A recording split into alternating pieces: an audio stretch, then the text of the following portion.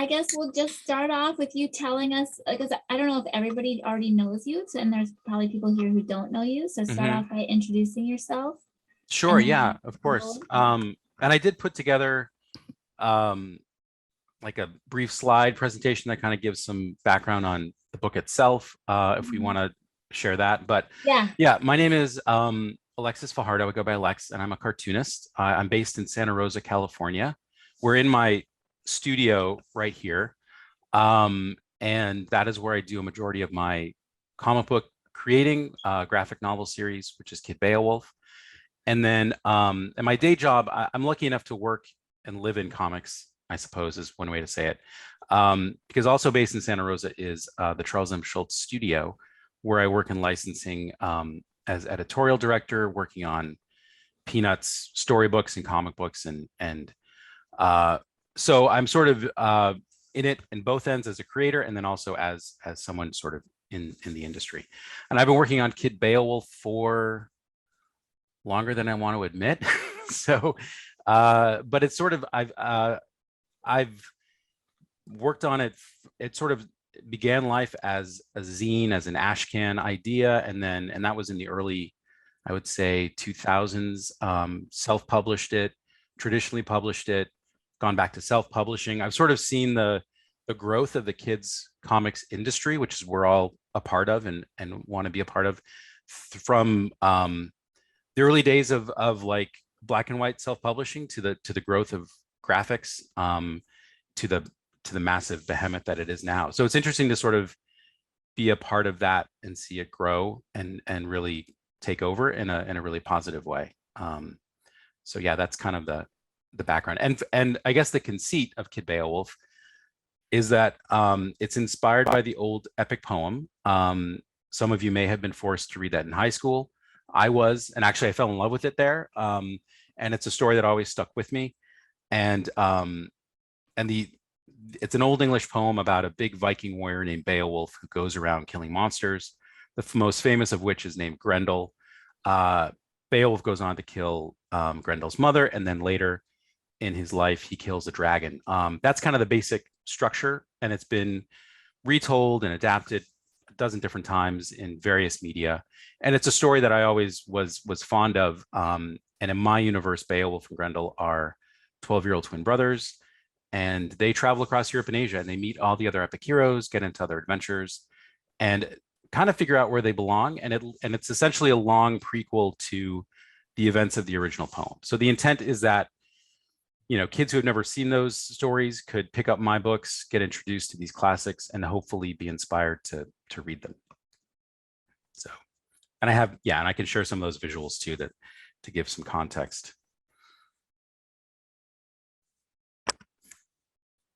Sorry, I'm muted. I was gonna say, I think you should. That would be great. Okay. Can I share? You should be able to. Okay, let me share screen. Okay, you guys can see that okay? So, yeah, so this, I'll just kind of go through. As I said, it's inspired by the epic poem. And there's a shot of Beowulf and Grendel, my versions. They're about 10 years old in my universe. They're with their stalwart pig companion. His name is Hama. And as I said, the conceit is that they travel across Europe and Asia, meeting other epic heroes, getting into other adventures. There are currently 4 books in the series. The first one is called The Bloodbound Oath, and it's kind of the origin story. It explains how and why they're twins. And then their first big adventure together takes them to medieval France, and it's inspired by the ancient epic, The Song of Roland. That's a big swashbuckler. That was a lot of fun to do. It sort of sets them on their voyage. And then from there, they go into medieval Spain, and it's inspired by the Spanish epic, The Rise of El Cid. And then that takes us to book 4, which is what we're going to talk about today. And that one moves them into ancient Italy. And that one is called the Tarpeian Rock. When I'm at shows and comic conventions and people want to know, like, you know, what are those like titles to Kid Beowulf, I often say, like, if someone's read Bone or Asterix or Wings of Fire, it's sort of within that those kind of genres. So if they like those stories, I think they'd really enjoy my stuff too. So what is the Tarpeian Rock? There's the exciting cover for the book. And like I said, this one takes Beowulf and Grendel into ancient Italy.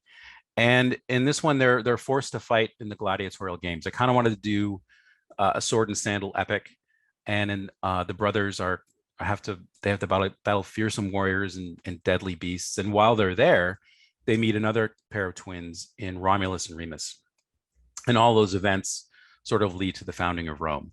If you can't already tell, it's very much a mythological mashup. Timelines in my universe don't necessarily align. It's just sort of like whatever country Beowulf and Grendel end up in is that country's sort of epic period. In terms of some context for this time period, some of you might be familiar with the founding of Rome. For those who aren't, it basically follows the events of twin brothers Romulus and Remus, who are part of a Latin tribe, and they want to found a new city for their people. And the brothers have a quarrel that leads to the death, actually the fratricide. Romulus kills his brother Remus and decides to build his new city. It's a really brutal kind of foundation myth, which is one of the reasons I kind of wanted to explore it. In any event, Romulus builds his city. He invites everybody to come in, whether they're exiles or thugs or outcasts. The problem is there are not enough marriageable women in this city. So he devises a plan to abduct the women from the nearby tribe. They're the Sabine women. And he abducts them, which of course results in a war with the Sabines. The Sabines are led by their king, Titus Tatius.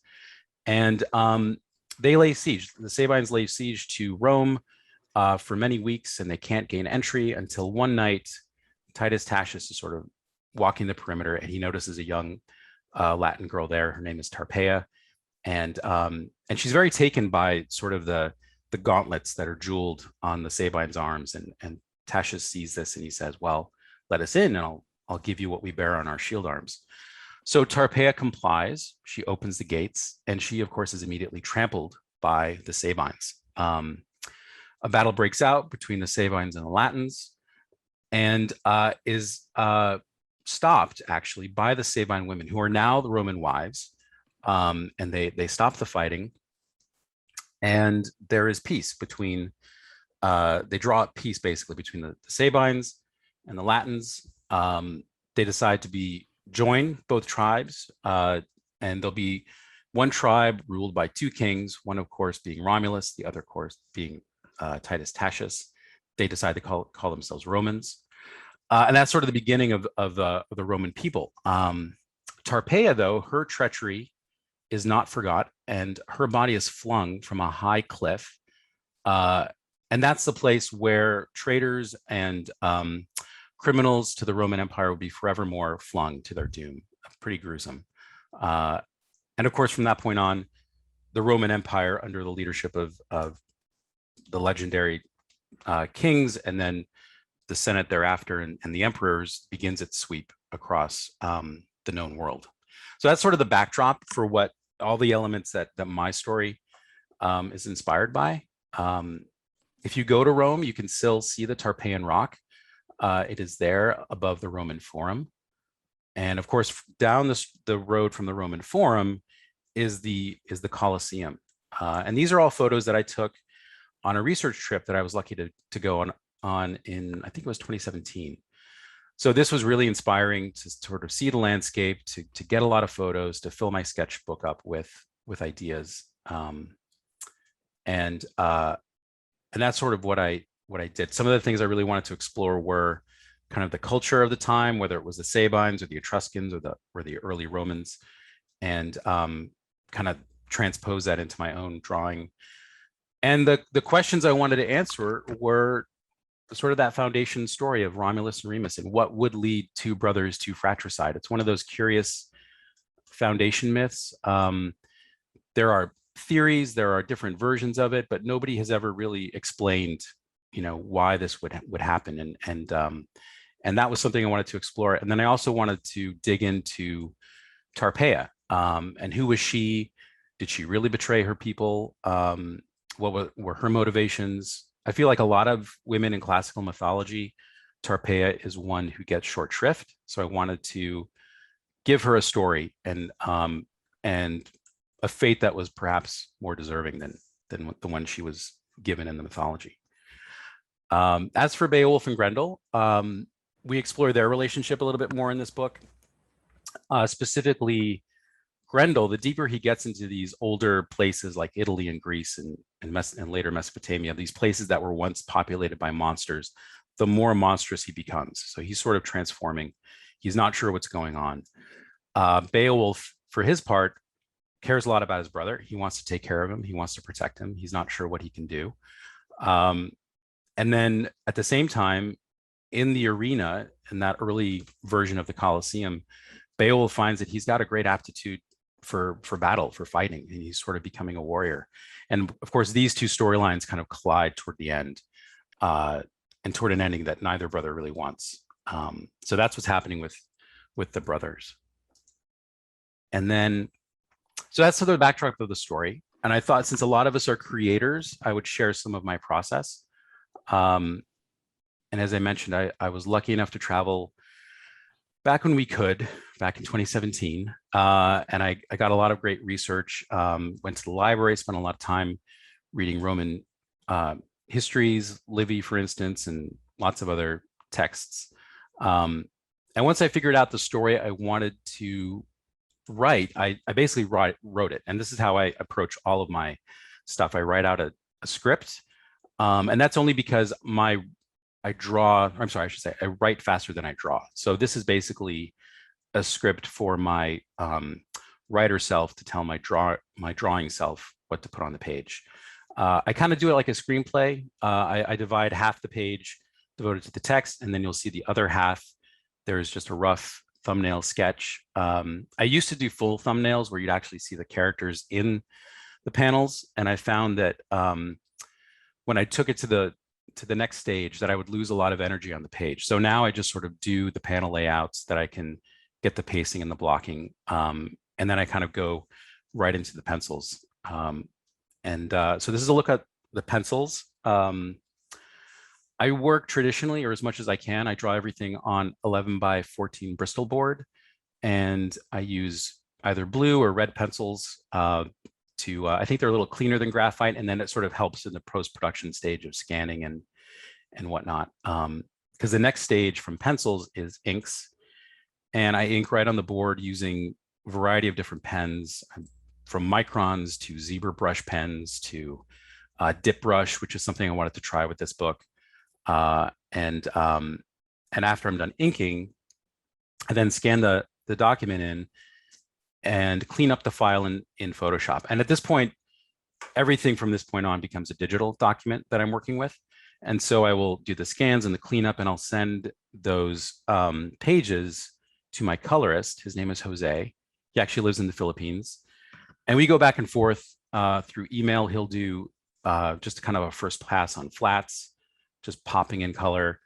And then we sort of go back and forth to get those flats on model with just sort of color correction and such, at which point he will do his final pass, rendering shadow and light and other cool effects. And he kind of really brings it to life and makes it pop on the page. Jose is great. We've been working together for 4 or 5 years now. And then the last stage is lettering.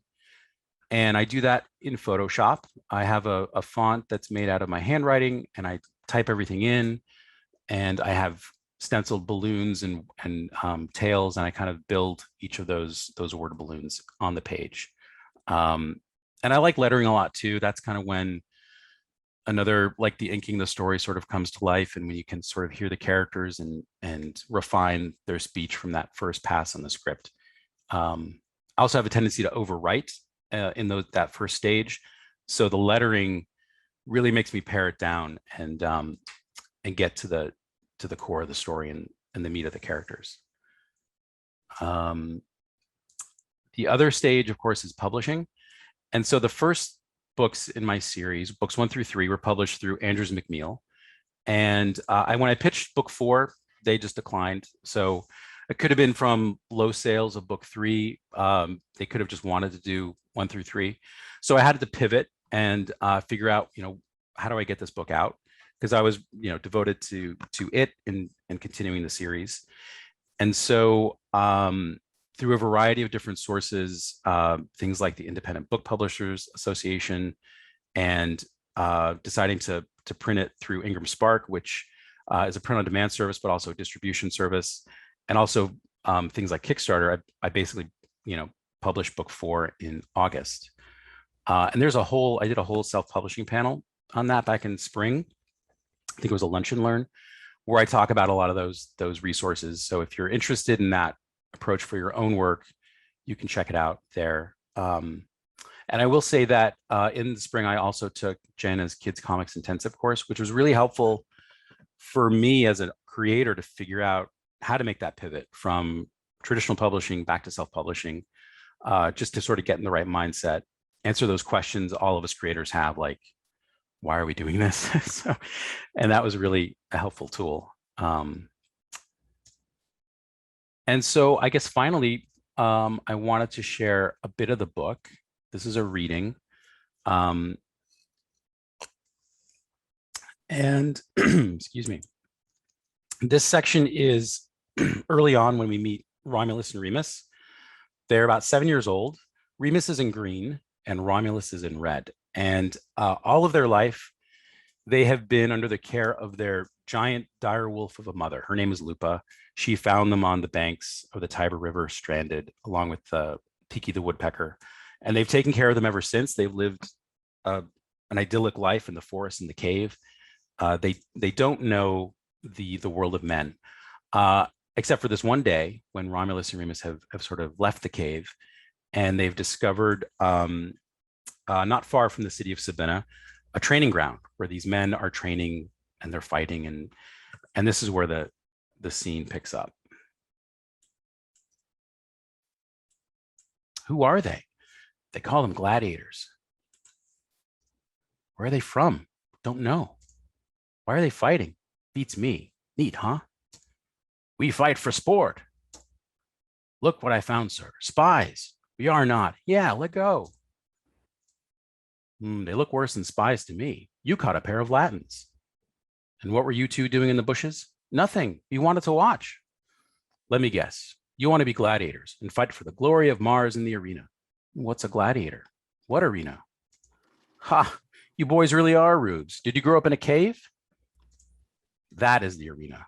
And it is where these gladiators fight for the pleasure of our Sabine king, King Titus. Ah, so you've heard of our king. What else do you know about him? That he doesn't like Latins. Mother says to stay away from him. That's good advice. What else did she tell you about us Latins? She says the valley was better before you came here. She says also not to talk to strangers. She sounds like a smart woman. I'd like to meet her. Let us be strangers no more. My name is Tacitus, and these are my gladiators. I am a lanista. That means I own and train gladiators. Gladiators are highly skilled fighters who fight each other for entertainment in the arena. Though most of the time when I find them, they can't tell one end of the sword from another. But when I'm done with them, they become true fighters and second only to Mars himself. Huzzah! Can we be gladiators? Yeah, we fight each other all the time. I don't know. I've never had Latins in my ranks before. We aren't Latins. Yeah, we live in the forest. Yes, I forgot. You grew up in a cave. We did. Our mother lives there too. Really? And what is she? A bear? No, she's a wolf. Wolf. Mom. Thud. Oof. Back away. Forgive me, mighty Lupa. I did not know these boys were yours. We mean them no harm. Then why are you holding a sword? Sword? What sword? This sword is just wood for training only. Wood. Snatch, crack. And now it splinters. Mom, nothing happened. Yeah, we're fine. Don't hurt them. What are you two doing here? We were just watching. We're going to be gladiators. These human games are not for you. Why not? We want to train. Listen to your mother, kid. She knows what's best. And so will you. Do not talk to my boys again. Boys? What boys? I see no boys. Climb up. We're going. Oh, do we have to? Now. And that's the scene. So there you go. There's a little glimpse of the book. From there on, when they showed up last time, yeah. Romulus and Remus will grow up. They will connect with Beowulf and Grendel, and the story goes on from there. So, and I'm happy to answer any questions.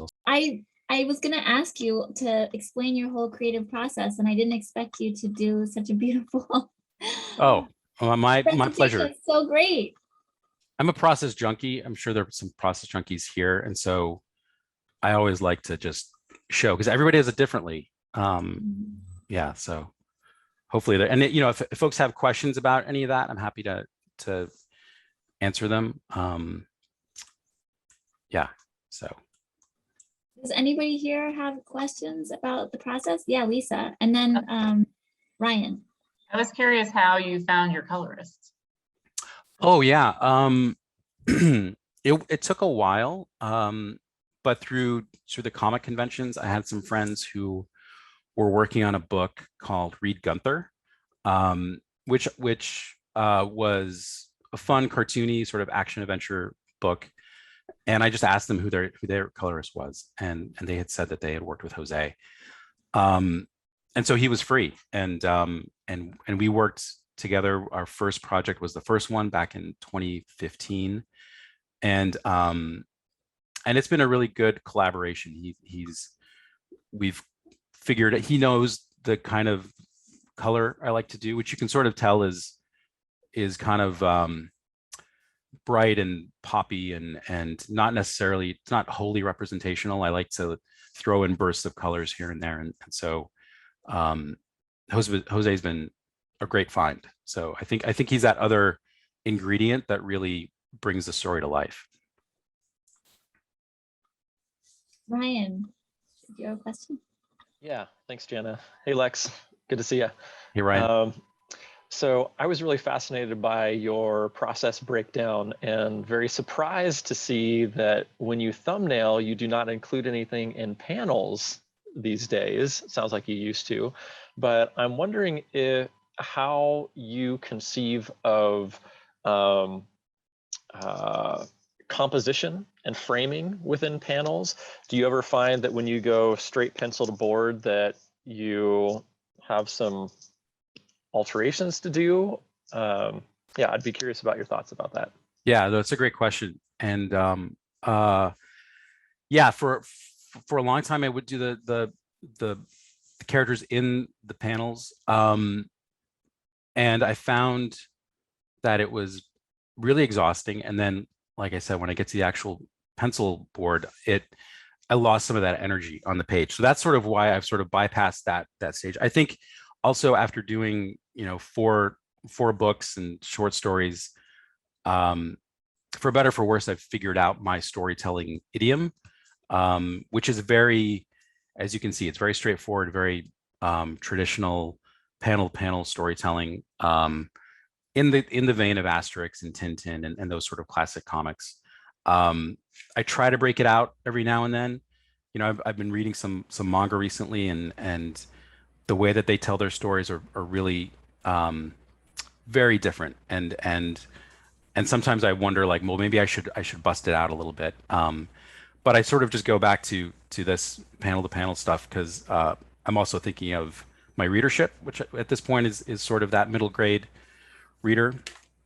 So in any event, to your point about when I do the actual penciling, which is so hard, I don't know if it's hard for you guys, but man, penciling is just like, it's really where the thinking comes in. And so there is a lot of blocking that needs to take place. And but I try and do that in the rough underdrawing. And I'm also putting in spacing for the word balloons because I have an approximate idea of how much space I need. I'm sure there's probably a more efficient way to do it. And there are often times where I'm actually penciling and I think of like, this would probably be easier digitally because I could just like squash that character or cut them and then paste them. But yeah, I've figured it out for now, and the process seems to work. There are times where I'm fixing it in post, and because I've made mistakes, but hopefully those are not too present on the page.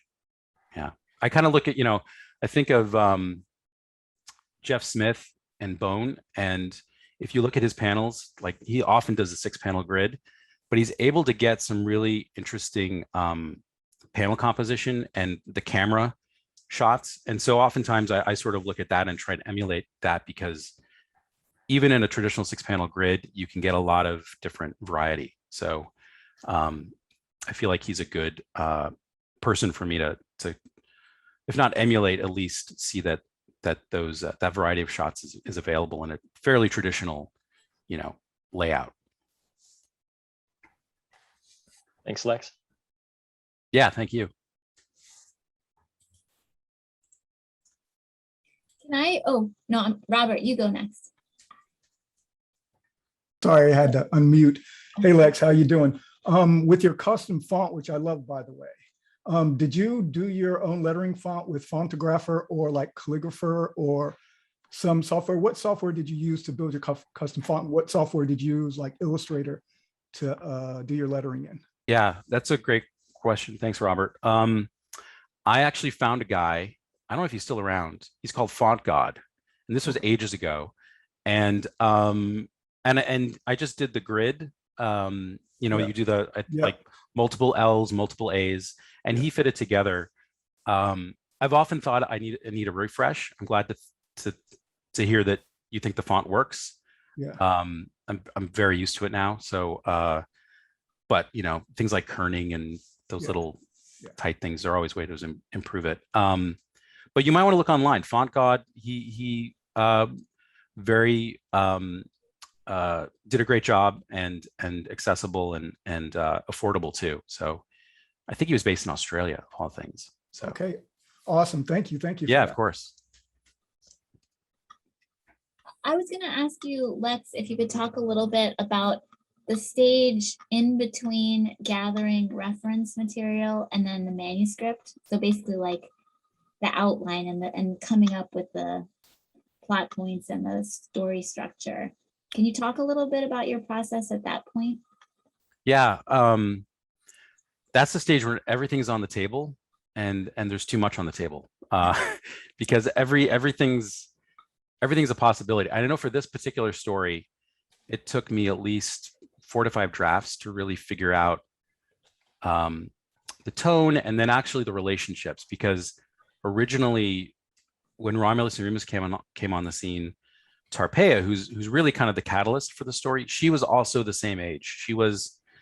They're all about like, I don't know, 16 or 17, and she was too.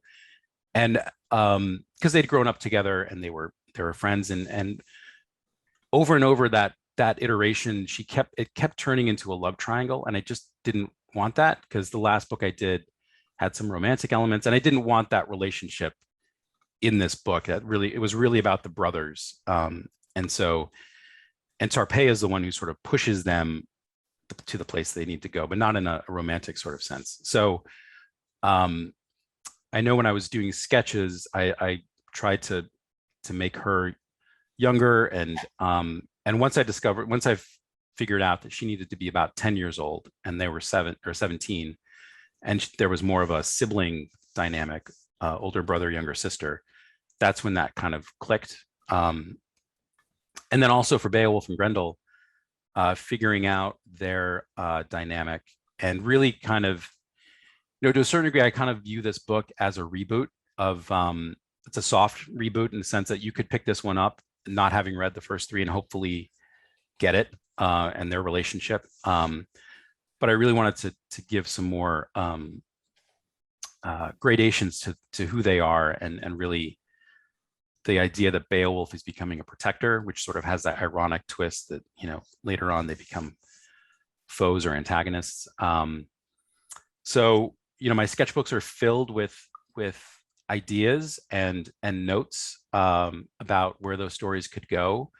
And what I try to do for each and every character is have at least a little mini arc for them through the story. So when we first meet them, and by the time the end of the story, you'll see a change, whether it's the brothers or even their pig companion. He has like a little bit of a side story in this book. but the challenge with that is if you have 10 characters, then you've got 10 little mini arcs, and then of course they're all intersecting.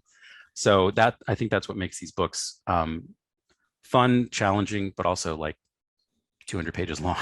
So whittling that down was a challenge, but hopefully it worked successfully in the end. I don't know, and only you guys, only the readers can let me know if it worked. So when you're at that stage of working out the story, you said you went through, I think you said you wrote 4 revisions. Yeah. Are you showing it to people, or is it?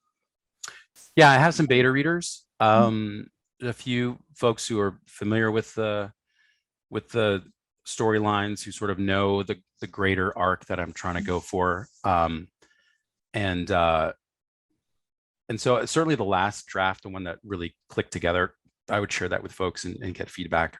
Those early ones I sort of knew instinctively they weren't working. And so, yeah, I think those first 4 drafts, I only got like 50 pages in before I realized, this is just not coming together. So I didn't have to waste their time with those. How long did the whole process take of working out the story for the 4th book, would you say? Between the research and the actual script writing, now bear in mind, I also have the day job I'm balancing out. I think it took like, maybe 4 to 6 months. And once that was settled, then I started to actually draw. And of course, I'm refining along the way. Like that script is just the template. Although I think if you were to read it, it's there are only a few moments where things deviate. Actually, a big pivotal moment was toward the end, where and I'll try to describe without it being too much of a spoiler. But toward the end, there's Beowulf and Grendel. They've sort of been separated for a lot of the story, but then they come back, and then there's a separation again. And in the original draft, Grendel is just sort of, through the tumult, he's knocked out, and he plops into the Tiber River and sort of goes away, and they're separated.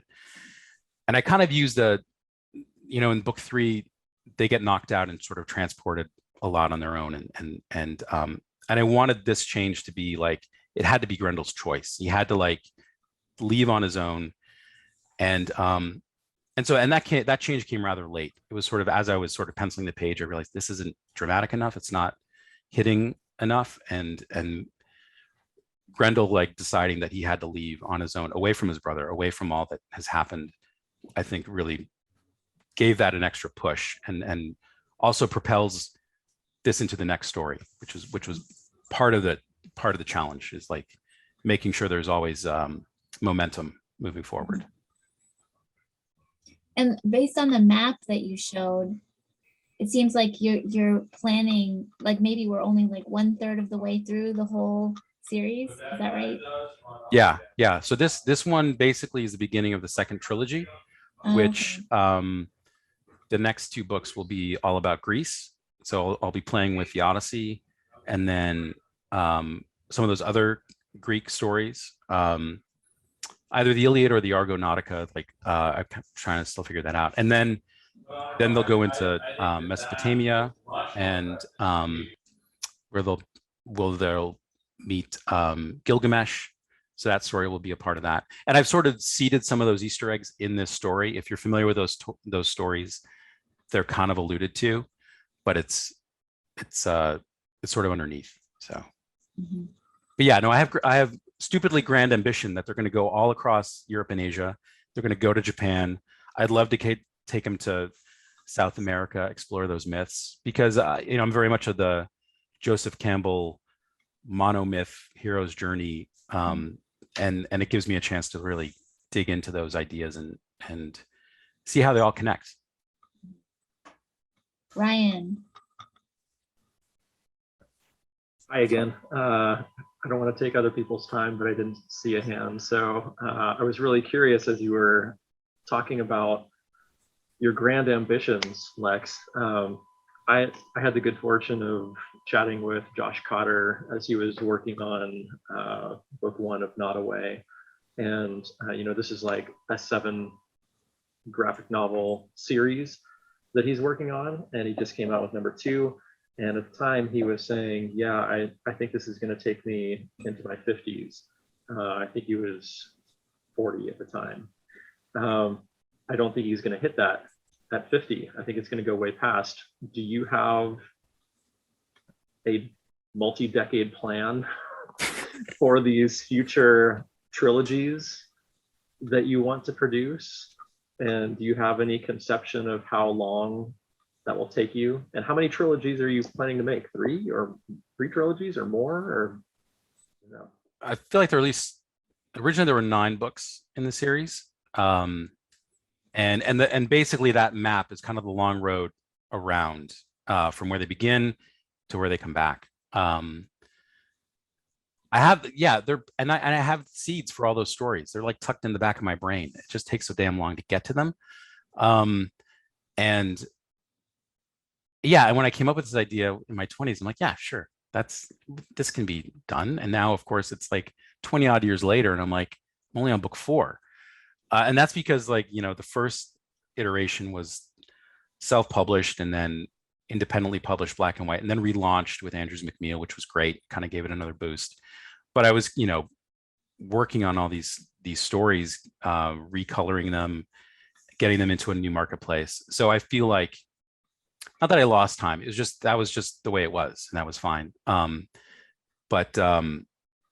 Each book takes longer than I wanted to, which I think we all struggle with, especially if you have a day job. I always sort of think in the back of my head, well, if 40 hours of my week wasn't devoted to this other gig, which, truthfully pays the bills, then I would have the time, and I could maybe do, 1 book every 2 years, or a year and a half,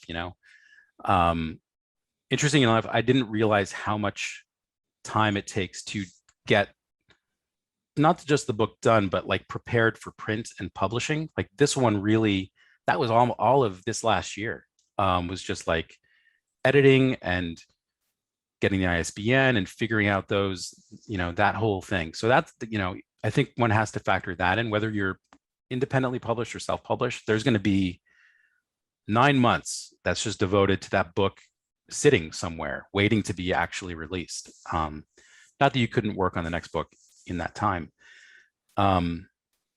So I don't know. I know that I do have these stories that I want to do. I sort of look to folks like Stan Sakai and, again, Jeff Smith, people who I want to emulate, who have just, they're doing their thing and they're doing it beautifully. And I will read Usagi Yojimbo as long as Stan is going to create it. It's just, like, talk about perfect cartoon storytelling. If you haven't read Stan Sakai, Usagi Yojimbo, I encourage everybody to check it out. And just do the projects that you're inspired by, because as we all know, comics just take so damn long. So this is mine, and I'll do other projects in between that are not related to this at all, that need to be done. But yeah, I could see me doing it for the next 20 odd years. My wife is very patient, and and it's, it's fun to share these stories with new kids. It's crazy when I'm at a show and a young adult comes up and said they read my stuff 10 years ago, and now, they're reading it again. That's always a trip. But I wish, Ryan, I had a plan beyond just, I'm going to do these books. I wish I had like a real, plan beyond the stupid ambition. So. Okay, I appreciate the honesty. Well, actually, Lex, that leads to another question I wanted to ask you about, which was launching a book during a pandemic. Like, what have you done to promote your book? Because in the past, I'm sure you would have been at shows and been out in the world a lot. So what did you do this time? Well, I tried to make the launch of it, and actually the look of the book, of this particular book, as seamless as if it were with still Andrews McMeel or another publisher. It has the same trim size. It has sort of the same design elements. I wanted it to look a piece, so those who had read the first 3 books could see it on the shelf and know that it's consistent. IBBA, Independent Publishers Book Association, is a great resource, which I think actually you introduced me to, and I encourage folks who are self-publishing to look at that. They have great discounts for things like ISBN numbers, and I put my book on NetGalley, which is a resource for like pre-reviews, like, and it's targeted to teachers, librarians, people in the book industry, to sort of get people aware of your book. I got a nice review for it through Kirkus, through their independent publishing resources. And I leaned on some of the people who've been friends and supporters of my work for a while, and sent them ARCs and galleys. I got a nice interview with Betsy Bird at the School Library Journal. And so like all of those connections I made in the real world were very helpful to implement in the world we're living in now. And I also ran a Kickstarter to help fund the book, but also sort of use it as a in lieu of a convention. If you wanted a signed edition, if you wanted I did a special hardback edition of it. It was not wholly necessary because I was going to print the book anyway, but the Kickstarter was a way for me to crow about the book for about a month or so, to use it as a way to talk about the book on different social media channels, and to get some new readers too. And I think that strategy seemed to work pretty well. It was fun. It was certainly fun to do.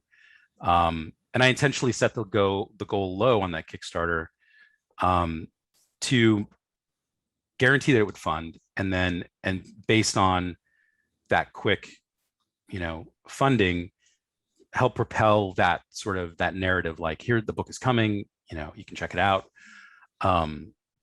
So those were just some strategies that I think helped along the way. It's still very challenging because now, doing events like this is great because the book has a shelf life. And that's the other thing I think authors forget, is like, well, once the book is out, that's just part of the challenge. Now you have to tell people about it. You have to get those reviews. You have to, we work on these things for years. So now we now have to help them get to the right readership. So I am looking forward to getting back to shows when we can do that, and getting face-to-face and doing school visits and such. But the publishing world, whether you're traditionally published or self-published, you always just have to keep promoting and getting your stuff out there, because really not a lot of people know about my stuff. So every new reader is another link to getting the past books read, and then maybe they'll introduce to somebody new. So I always sort of go in with the idea of like, nobody knows my stuff, so I want to share it with them. Do you have anything that you're doing now or that you're planning to do that's sort of like an ongoing marketing initiative? For this book, I still want to try and I need to boost reviews on Amazon and Goodreads, which is I think that's one of those places where people flock to and it's sort of like that Yelp review and those iTunes reviews. You sort of need that to boost the algorithm to get more eyeballs on it. I am actually launching another Kickstarter next week for a children's book that I did, which is it's all about the pig character, Hama the pig. And I don't know if that will have any drafting effect on this particular book, but sort of a similar strategy. And like that book will be coming out regardless. But the Kickstarter is to sort of hopefully generate interest in it. I have a really cute plush doll that I'm doing with it. And the idea there is like, this is a children's book I wanted to do for a while, to get all those young readers who aren't quite ready for the graphic novel, maybe invested in the stories and the characters. And I think that comes actually from my time at the Schultz studio, because the approach to Peanuts is it's very generational. The parents introduce the kids to the book maybe through a Snoopy plush, or there's those specials. And of course, I'm inundated with Snoopy licensed products. So it's always like, oh, well, I should make this, I should make that. You get into this whole mindset of like, how do you, again, push your work out in a variety of different ways to get as many new eyeballs on it as possible. So that's what's next, I suppose. I guess one of the reasons why I asked, Lex, is because you have such an appealing personality, and I feel like you're very knowledgeable. And so I was just curious if you've ever thought about doing something sort of educational within the comic space. Oh, I see what you're saying. Well, it's very nice of you to say. That's worth considering. Yeah, I would love to get into doing more of like the virtual school library talks, things like that. Storytelling. So it's certainly worth exploring those avenues. So yeah, if folks know of any, shoot them my way. So it's been tricky, trying to transition from the physical school talks to virtual. I don't know if other folks have found that challenging, but I think because we're accessible this way digitally, people are not maybe seeing the specialness of it as much as like when you're in person. So yeah, but I will look into that. I appreciate it, Jana. Thanks.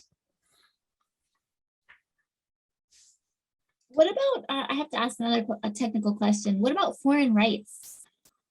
I'm just curious, are any of your books available in translation?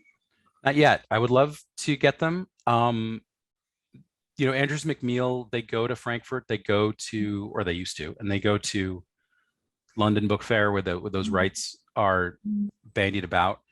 But I haven't had much luck with those. I would like to. I think it would do well in those markets because it's the source material is that European stuff, and also the idiom that I draw in is very much akin to that marketplace. But I was really interested in the Lunch and Learn of I think a few months back, and you had the foreign rights agent. I forget her name, but she had a lot of great information. So I've been following up on some of those leads. And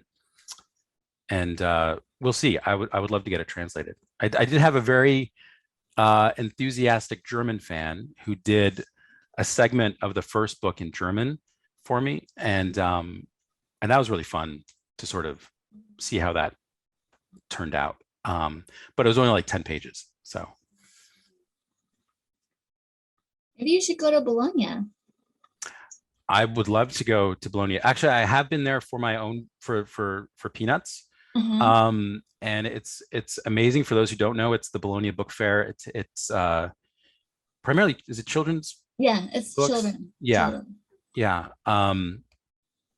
So yeah, I've thought about getting a table, and then spending lots of time in Italy thereafter. That was the impetus for that research trip in 2017. We did the Bologna Book Fair for Peanuts work, and then just took a few weeks off on my own and traveled around. That was I mean, Italy in the spring. How could you not want to go? So. Yeah. Yeah.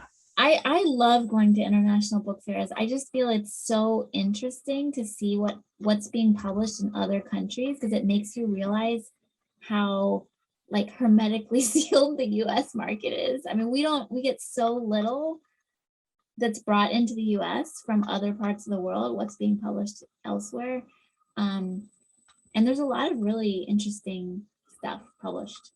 Yeah, no, it's incredible. And the art styles are so beautiful. Like, again, I just sort of keep going on about the European style, but if there are those of you who read comics on a tablet, I highly recommend Europe Comics, which I think you can get through Comixology. and they import a lot of great stuff, beautiful stuff. But you're right, the comics world is huge, and I think we're getting there with publishers like First Second, folks who kind of can see just how broad the landscape is. But we're still far behind Europe and Japan. We're just slow learners. So well, I mean, I think a big part of the reason is just that the US is a huge market. So US publishers don't have to go outside the US the way that other countries do. Right. I guess I would just say the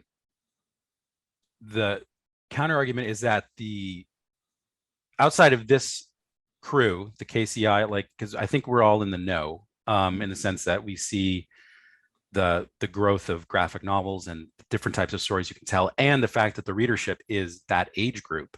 There's just a whole community of folks who think it's just Marvel and DC. They don't realize that the biggest publisher is Scholastic, that they're the ones that are raking in the money, and those publishers who are like-minded are really going to dictate, generations of comic storytellers. Marvel and DC, it's not like they're in the last gasp, but they're just it's such tunnel vision that I think it's only gonna bring them, I don't want to say ruination, but because everybody will always want Spider-Man and Batman and all that stuff, that will always be there. But in terms of innovation, I don't think it's there. So do you think some of that had to do with the social stigma? Because there was a real social stigma way back when. Yes. So yeah, no, you're absolutely right. The 50s, the Kavafer hearings, all of that stunted our growth in that medium. And I think if those things didn't happen, we would be on par with Europe and with Japan in terms of what we think of comics. They call it the ninth art in France for good reason. And we're still just trying to convince everybody else that is true in this country. So but you're absolutely right. You remember the big books? Yeah, I've seen them before. Yeah. I love those. I just realized it's 2 minutes to 3 and I need to wrap it up to go to the bus stop. But Lex, did you want to you had a giveaway, I think? Yeah. I will happily give away one of the softcover editions. And tell me how do we do that, Jana? Oh, okay. So what we did last time when we had a giveaway, which was really fun, is if you guys, well, first of all, do you have a hashtag for your book? I get hashtag Kid Beowulf is what I use a lot on Instagram. So if you guys could go out there on whatever social media you use and just